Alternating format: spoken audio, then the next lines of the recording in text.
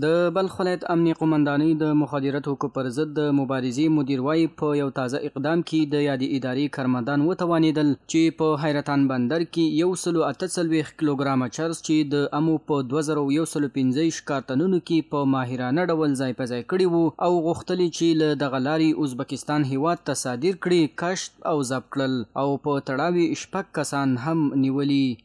د حیرتان په ښارګوټي کې په پورتیه کې یو کانټینر ضبط کړی دی او نیولی مو ده چې په هغه کې تقریبا 2115 کانټینر عام کارتنه مواد پکې ول.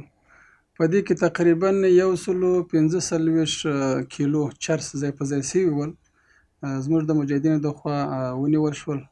ښاغلی ذاکري وایي دغه موټر چې د حشمت مومن شرکت لخوا په ترانزیتي ډول بار شوی و چې د حیرتان بندر په لومړي پورټ کې د امنیتي ځواکونو لخوا ونیول شو. په دې تړاو باندې موږ 6 کسه مجرمین هم نیولي دي. په دې کې ډریوران هم شته، نو په دې کې د شرکت کارکوونکي هم موجود دي. نو کوشش کوو چې په دې قضیه کې نور هغه کسان هم موږ پیدا کړو چې د هغو په دغه موادو کې لاس وي.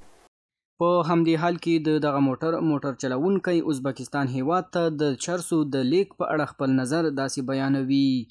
حیرتان وقتی که آمدیم حیرتان تشریح کرد کل کارش شد. هیئت آمد بیادر سیل چک کرد، گفت سیلش سالم است. سیل پراندن بیادر سیل که پراندن موتر ازبکی آمد لیورز کرد. کارتنا را که زده رفتیم بیادر در کارتنا که واز کردیم یه هم بیادر به دیگه سیستم بود. اینه که وقتی که واز کردیم بیادر که دیدیم در مابین ازی مواد جابجایی شده گیسته. با نفر صدا کردم گفتم بیا سیلش بیام که سعی کرد گفت والا یه چیز دیگه گپ نزد تا شد. د یادونې وړ ده د مخدراتو حقوقو پر ضد د مبارزې مدیریت مسؤلین وایي د یادې قضیې په تړاو نیول شوي کسان یې عدلي او قضایي ارګانونو ته سپارلي. د بلخ امنیه قمندانۍ د مخدراتو حقوقو پر ضد د مبارزې مدیریت مسؤلینو په تیره یوه میاشت کې ورته دا دویمه لاسته راوړنه ده چې ترلاسه کوي.